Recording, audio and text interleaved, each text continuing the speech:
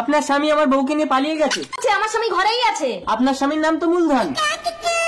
এই মূলধন একটু নিচে এসো তো। কি হলো তুলসী? আমাকে নিচে সব সময় ভগবানের নামে বিভোর থাকি। সত্যি করে বল আমার রাধা কোথায়? রাধা? সে তো কৃষ্ণ প্রেমে মাতোয়ারা। ম্যাডাম, আপনার স্বামী তো সাক্ষাৎ সাধু, আমাকে ক্ষমা করবেন প্লিজ। তথাস্তু তুলসী দেবী, আমি তাহলে আসি।